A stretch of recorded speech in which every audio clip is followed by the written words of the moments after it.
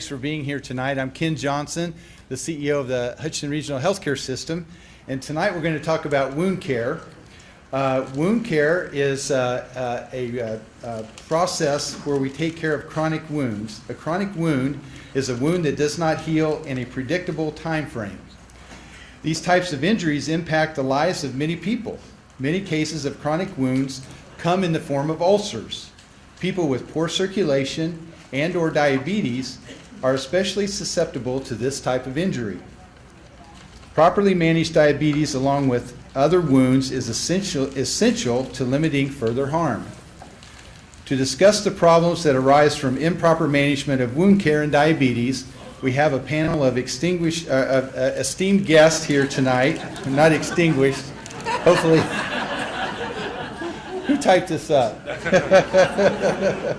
I was more worried about pronouncing Dami's names. I wasn't listening to what I was saying. So, but anyway, we have three people here tonight that are going to visit with you or be on this panel. And the first one is our director of our outpatient wound care, and that's Dami Ajar-Yeoba.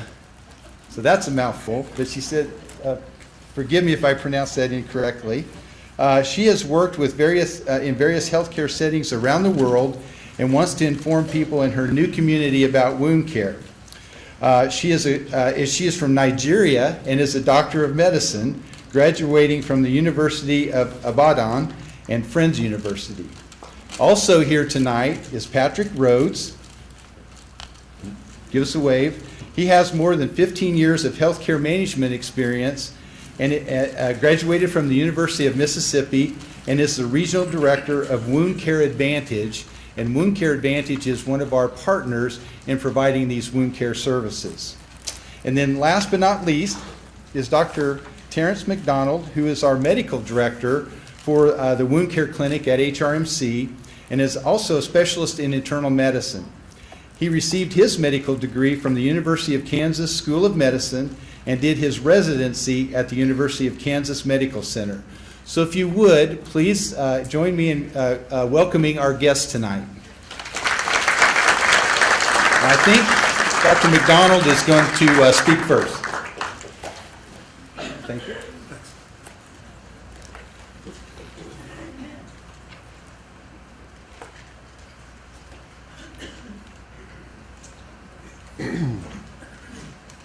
All right, I'm going to try the new microphone. How's that working? Can you hear that? Okay. All right. Great. Well, I'm Terrence McDonald, Terry for short, and I'm the medical director here at the wound clinic. And I'm going to kind of start off by talking about things. Dami is our new manager, and she was nice enough to prepare a PowerPoint. And so I'm going to flip through that just a little bit.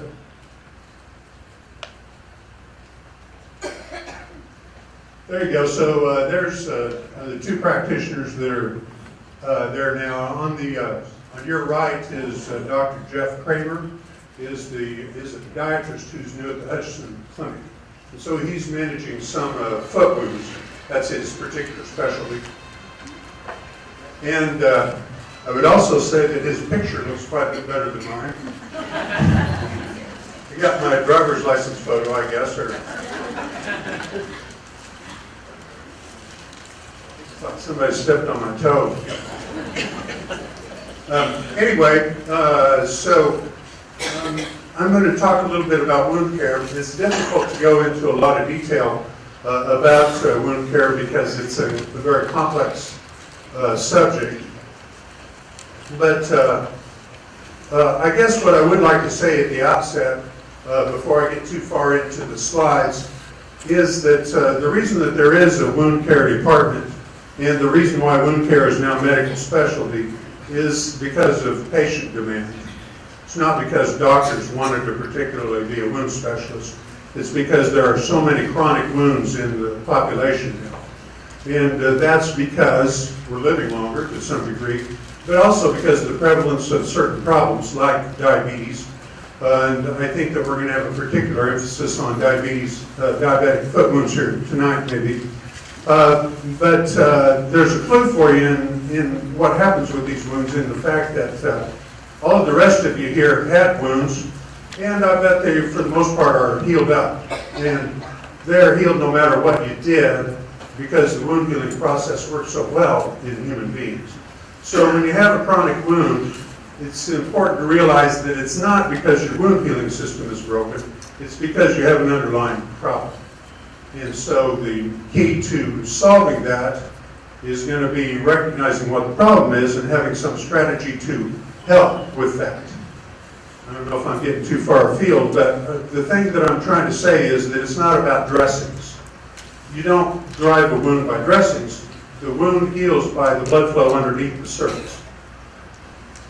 Can we all agree on that?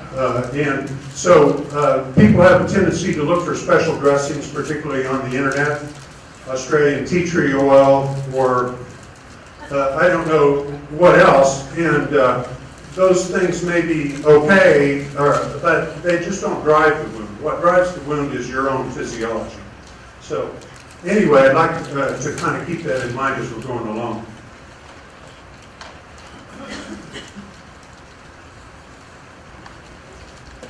So I guess in the PowerPoint is kind of oriented around diabetic wounds. So we'll talk about them a little bit. And the first slide talks about diabetic neuropathy. So I'm betting that virtually everybody here knows about diabetic neuropathy. Is that correct? Is this a surprise for anybody? You know about the diabetics get a numbness in their feet, you know. So when I talk to medical students about wound care, one of the things that I like to ask them is, so why does a patient with diabetes get a wound to start with? And they think for a minute, and then I can see the light come on, and what they say is, oh, okay, they have a lack of protective sensation, so they get a wound on their foot, and then they continue to walk on it, and that's why it doesn't heal very well. And they have diabetes, which causes other problems with blood circulation and so forth. But you can kind of see the light come on. And I would bet that for people in the general population who've thought about this at all, which maybe most of you haven't really thought in detail about why people get diabetic foot wounds, but if they do, then they think, well, they have numbness in their feet, and that's the reason why they have the problem. So I'd like to expand that idea a little bit for you, because diabetic foot wounds are common, but it also fits in with our general theme of there being an underlying problem with wounds. They just don't come out of the blue. Oops, I'm going the wrong way. All right, so they have a lack of protective sensation. They don't feel it when they hurt their foot. And that's more, they're expanding on the same. So what I asked here is for Dami to get a couple of slides for me. I'm actually going to go to the second one here and show you what also happens with the diabetic foot is that they get a deformity of their foot. Their foot actually changes shape. In addition to the fact that their foot changes shape, they also change the way that they walk. Because if you can't feel your feet, you have to be careful when you walk, or else you'll end up on your can. You know what I'm saying? You fall down, and after you fall down a couple of times, you'll start to be very cautious. So instead of a long flowing gait, kind of where they're walking around, they're going to get a little bit more wide space for more stability. The steps that they take is going to be a little bit shorter, and that changes the dynamic of how the energy is absorbed on the bottom of their foot. Our foot absorbs an enormous amount of energy throughout the day. You think about when you walk, not only are you supporting your own weight, but you're landing on it. So there's this extra weight. So the foot has to be very efficient at dispersing energy. And if you change that by changing the way that you walk, but then also changing the shape of the foot, if you look at this particular foot, up here, look at how far the ball of the foot is down in front. So you can imagine if you're taking a short step like that, there's a tendency to crouch forward so that if you fall, you're going to go forward. So think of all the pressure that's going on your forefoot when you walk. And so what happens is you build up callus over the bones in the ball of your foot. You keep walking on that because it doesn't hurt. You get blood under the callus. And then the bacteria get into the blood under the callus. So that's how the diabetic foot wound disorder is formed. So why am I telling you all of this detail about it? It's because I want you to understand when we go to the treatment, number one issue is you can't continue to push that bone through the wound as you walk, or the wound will never heal. So the emphasis has to be in protecting the wound, as well as cleaning the wound up, knowing the right dressing, using an antibiotic if you need it, and controlling blood sugars, and on and on and on. But you have to protect the wound. So you'll find in our clinic that we have a real emphasis on offloading the diabetic foot. The way that we do it is that I put felt on the bottom of the foot to bring up the profile so that you're not landing on that high point, and then putting the patient in a cast. So I'm going into a lot of detail about one particular wound, but I hope what's coming across is the idea that wounds are complex, number one. Number two, that there isn't a technological cure that fixes everything. It's understanding and addressing the problem that's underneath. So that's the drift, and that's what I wanted. The idea that I want to get across to you is the way that we're approaching this in the clinic. We want to look at it seriously. We want to understand the underlying problem, and we want to address that. We don't have a magic thing that fixes everything. Just like when you go to the other doctors, you know, the orthopedic doctor, you got pain in your joint, he can help maybe up to a point, or you can use medication, but at some point you have to really address it and put in a new joint. And the same thing, we don't put in new joints.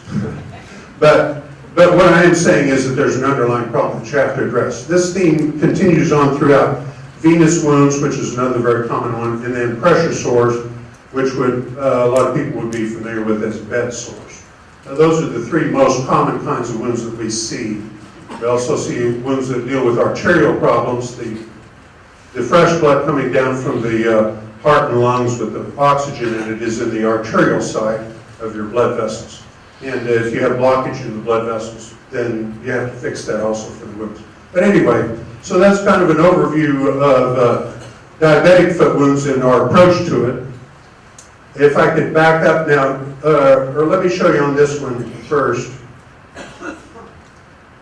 So you can see that the forefoot really comes down there. The heel is a lot higher. If you drew a line out of the heel, you'd go across there. So the forefoot is so far down. This is a more normal foot back here, and you can see that that's all lined up. This is an actual patient here that we have currently. And if you can see here, the toes are pointing clear up in the air. When this person's foot is flat, the toes are like pointing at the ceiling nearly. And the ball of their foot is very, very exposed, and you can see there's a wound right here, and there is callus around the wound, like I just described from walking, where that's the friction point that hits all the time when they walk. This is the other picture that Donnie put together for me, and this is somebody with a different deformity of their foot. The mid portion of the foot has had multiple broken bones in it. The arch of your foot is made by little pebble-like bones that form an arch from side to side and front to back, and these have kind of crumbled and the arch has fallen. So then the prominent point becomes right under that bone right there, and you can see the wound right here in the middle of this person's foot. I'm proud to say there's no callus around that one because we've been offloading that one. We've been putting the pressure-reducing felt around it and putting them in a cast. So we've solved the problem with the callus around.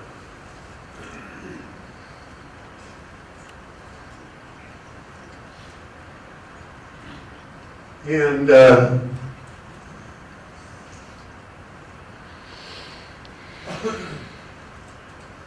so I'm going to kind of skip over the rest of that. Of course, it's important to control your blood sugars both before and during the time that you have a wound. Before you have a wound, that's how you prevent the neuropathy from coming on. And if I didn't make this apparent at the beginning, the deformity of the foot is a result of the neuropathy. The lack of sensation is a part of the neuropathy, but it also affects the muscles in the lower leg and the foot, and that's what changes the shape of the foot over years. So if you control your blood sugar, you can avoid the complications of the neuropathy and the change in shape in your foot and the problems with kidneys and eyes and heart and so forth. While we have a wound, it's very important to control blood sugar because it affects the activity of the immune system, how well you're able to defend yourself against bacteria.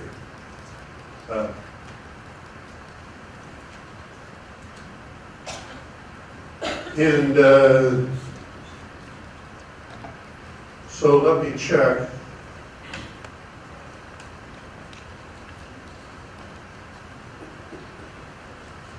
How am I on time? Am I taking? I have to watch out or I'll take up the whole time just kind of rambling about one thing or another.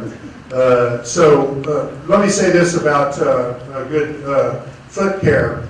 If you do have diabetes, or if you don't have diabetes, but you have decreased sensation in your foot, which can happen from chronic back problems. You need to check your feet every single day. You need to see every single part of your foot. If you can't see it, you need to get either a long-handled mirror that you can bend so you can shine a light in it and see the bottom of your foot, or get a family member to look at your foot. But you need to look for these problems, and if you have callus buildup, that's something that needs to be looked at by a doctor. If you have breakdown in the skin between your toes, that needs to be looked at right away. If you have cracking in the heel, you need to get that looked at right away. You should moisturize it every single day. A cream moisturizer is better than a lotion moisturizer. And if you do have calluses, you can sand them down. Use a fine grit sandpaper. Okay, don't get out your Dremel. You know what you say right after that. And I can't repeat it here. So anyway, I guess that's what I would have to say about daily foot care. Very, very important. If we can catch these things before we have a wound, much, much easier to deal with. Then once we get a wound and you come and get a cast is a real drag, you know. It makes your one side higher than the other, and people get hip and back problems from walking around with it. So, at any rate, I think that I'm going to probably try to tail down my part of the talk here before I use up all the time. I want to say hi to Donna and Larry, my friends in the second row. Probably none of you were here. 2 years ago I gave this talk and Larry had the bad judgment to show up, and so I spent the whole time asking him questions and embarrassing him generally. Now I laid off this time around, but thank you. He said thanks, yeah. So anyway, I thank you for your attention. I'm going to turn it over to Dami now.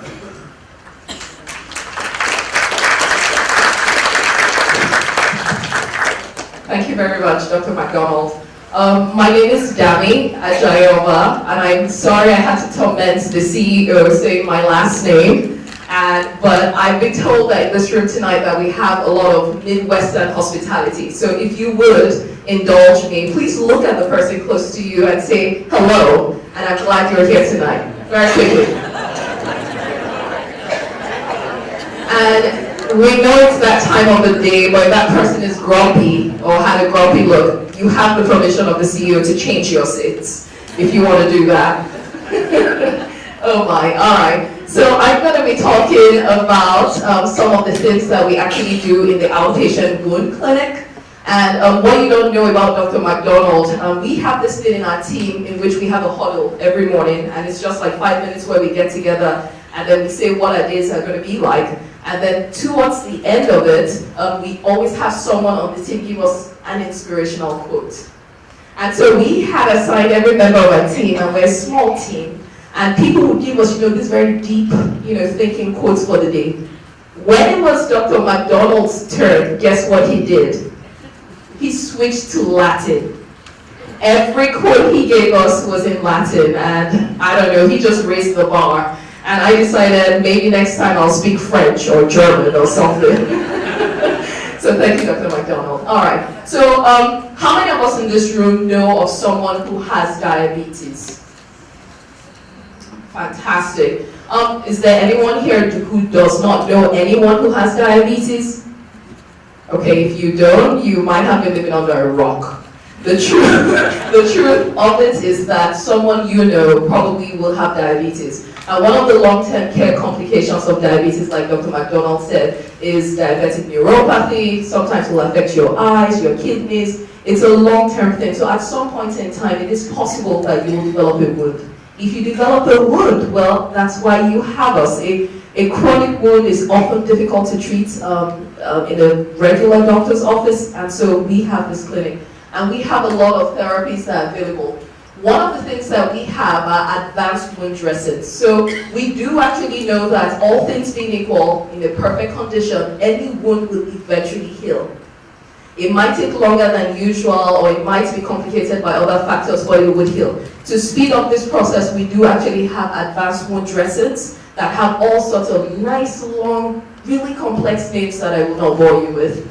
One of the other things we also have available in our clinic are skin substitutes. And for qualifying patients, when you've had a wound and the underlying structures have eventually closed up, many times the problem now becomes covering up the surface with skin. And for a long time, when I went to medical school, nobody really paid attention to the skin as a system. But the skin, we actually do have about 1.5 kilograms of skin. So it's one of the largest organs we have. And now people refer to the skin as an organ. So we do actually have skin substitutes that are available in our wound clinic. So when people have gone through different stages of treatment, when it's indicated, we have that available. Some of the other things that we have are growth factors. There are a lot of physiological changes and a lot of growth factors that aid the wound healing process, and we have that right here in the Hutchinson Regional Medical Center. So if you do know someone who is having a difficult to treat wound, please refer them. We'll be more than happy to get them.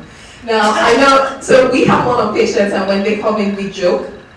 We often joke with them and we say, well, it was nice having you here today. But many times we have patients who have had their wounds completely healed and they wave to us so cheerfully.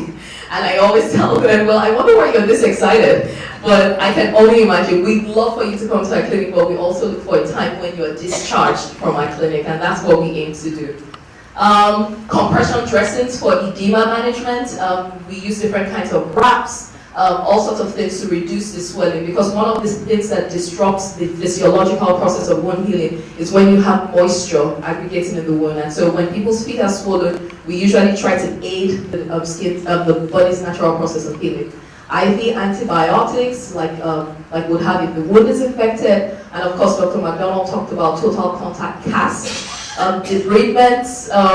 Debridements, we're very passionate about also at our clinic, and we also have that available. And obviously, we also have the hyperbaric oxygen therapy. Now, how many of us have heard about the hyperbaric oxygen therapy? Okay.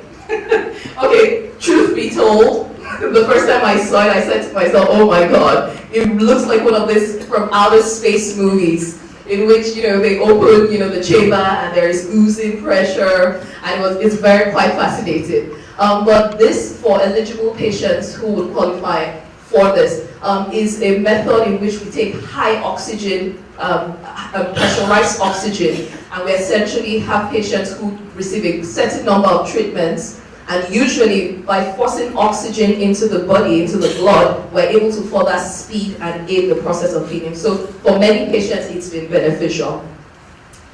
And if you'd like to have a look at it anytime you're in the area, feel free to come by. I'll be more than happy to show you that if you have the time. All right, so we actually want, our clinic is located on the first floor, and it's kind of, to get to us, you really have to want to get to us. So our address is right here in the clinic, on the first floor. Once you get off the guest elevator, we're right on the first floor, there are signs.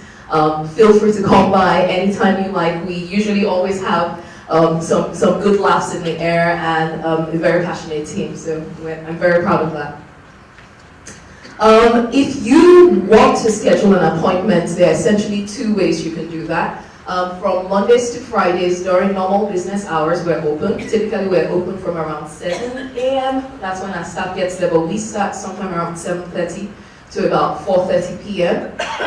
On the average day. And you can call directly. You do not necessarily need a referral from your primary care physician. It will be fantastic if you have one. But if you have a difficult to heal wound, please give us a call. We'll be more than happy to get you in. But also, we also could take a referral from your physician. So call us if you need us. If you have a friend or someone you know has been battling with a wound, give them a nudge. Tell them to do something about it, because like we said, prevention is better than cure. Like my father likes to say, prevention is cheaper than cure. So. All right, so I would like to say thank you very much for hearing us, and at this point in time, I would like to hand over the microphone, and we will be taking questions, if you have any. Thank you.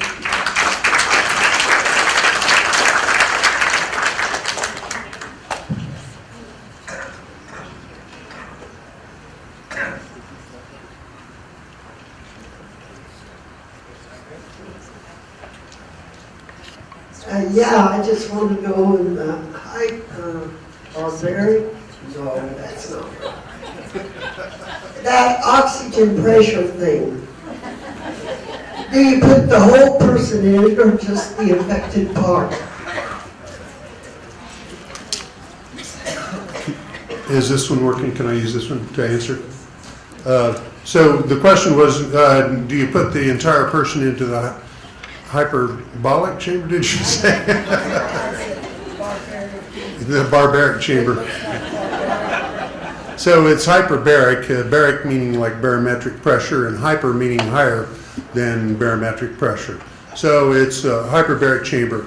And yeah, now you can find hyperbaric chambers where you just put your leg in, they zip up and so forth, and so I got to tell you that's a ripoff. That doesn't work. Oxygen doesn't go through your skin, otherwise you wouldn't need lungs. So the whole thing is you have to be inside the chamber and breathe the increased oxygen.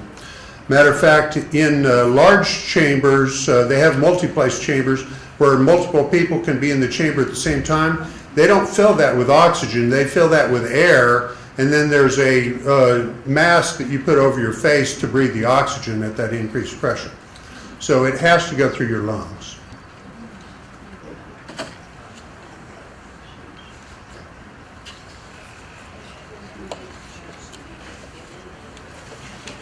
One of the slides mentioned proper diabetic footwear. Can you tell us what that is?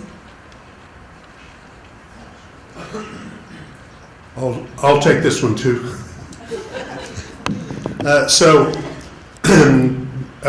If you remember what I said about the deformity of the foot, do you recall that? How the foot can be deformed? So you can imagine when this person is walking, there's a bony prominence, and that's where all the pressure goes when you walk, and that's how the wound is formed. So proper diabetic footwear, if you have that kind of a deformity, you go and they take an impression of your foot and make a custom insert, so that where that bony prominence is, there's a little low place in the insert so that you fit in it like a glove, and it redistributes the pressure more evenly across the bottom of your foot. So for the person who has abnormal feet, has the deformity of the feet to go along with their neuropathy, it's important to get what they call diabetic shoes, more properly called orthotic shoes. They have a high toe box, or they're extra depth because the insert is custom made and it has weird shapes sometimes. So they look clunky, they look like they're deep. And inside there is a custom made insert which cradles your foot, so that if you have a high point, there's a place where that fits into to redistribute the pressure more evenly. I had a question about the moisturizing of the feet. First question is, why is cream better than lotion? Second question, do you put the cream or the lotion on the bottom of the foot also? And which one of these categories would something like Lubriderm be? Is it, What was the last part? is Lubriderm? Oh, Lubriderm? Yeah, is that cream or lotion?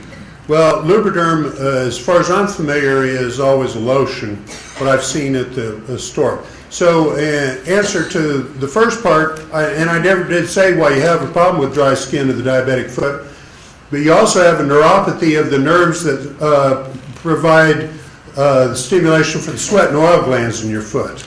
So the skin becomes dry because you don't have the normal sweating and oil production like you would have in other parts of your body where you don't have the neuropathy.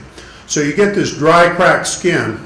The reason why the cream is better than lotion is the lotion is absorbed better, but the cream lasts longer. The cream has a higher content of more viscous kind of oily products. And so it persists, where lotion is emulsified with water, and the water is absorbed, and then it doesn't leave anything behind. So lotion is a lot easier to put on, but the cream persists a lot longer because it's not absorbed quite as much, and it's not water-based. Now, an example of a cream, I don't have any investment in this, but at my house we use Eucerin cream.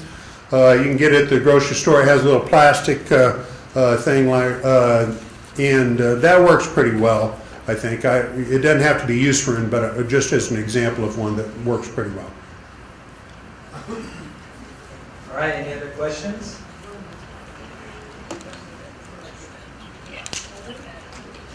All right, please be sure to join us November 21st to talk about rehab and fall prevention. Thank you guys for coming out.